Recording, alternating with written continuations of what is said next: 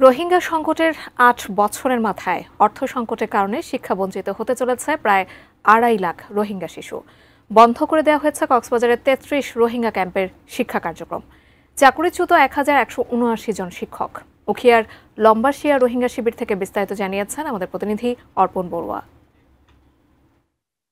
অর্থ সংকটের কারণে বন্ধ হয়ে যেতে বসেছে কক্সবাজারের উখিয়া এবং টেকনাফের ৩৩টি রোহিঙ্গা আশ্রয় শিবিরে যে স্থাপিত লার্নিং সেন্টার বা শিক্ষা কেন্দ্রগুলো রয়েছে ছোট ছোট শিশুদের, সেই শিক্ষা কেন্দ্রগুলো বন্ধ হয়ে যাওয়ার উপক্রম দেখা দিয়েছে।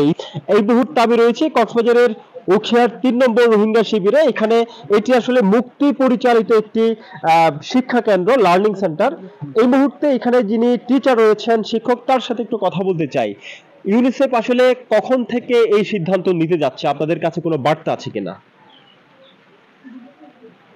আরারে হয়েছে ফান ক্রাইসিস দ্বারা বন্ধ দিন হয়েছে তো হিতার জন্য ফান আছে যে হিবা বন্ধ এদিন লাই এখন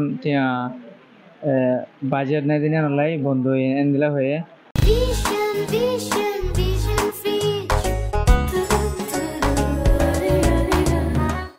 স্থানীয় জনগোষ্ঠীর নিয়োজিত ১,১৭৯ জন শিক্ষককে অর্থ সংকটের কারণে ইউনিসেফ তারা আসলে চাকুরিচ্যুত করতে বাধ্য হয়। পরবর্তীতে সকল শিক্ষকরা আন্দোলন করতে থাকলে ধারাবাহিকভাবে আসলে গতকালই ইউনিসেফ এবং সেভ দ্য চিলড্রেনের পক্ষ থেকে নতুন করে আরেকটি ঘোষণা দেওয়া হয় যে ২৯ জুন পর্যন্ত যেহেতু ঈদুল আজহার বন্ধ রয়েছে, পরবর্তীতে অর্থ যোগান দেয়া না হলে স্থায়ীভাবে আসলে এই শিক্ষা কার্যক্রম রোহিঙ্গা ক্যাম্পে বন্ধ হয়ে যেতে পারে। কক্সবাজারের উখিয়ার রোহিঙ্গা ক্যাম্প থেকে টুকি ছিল এখানকার সবশেষ।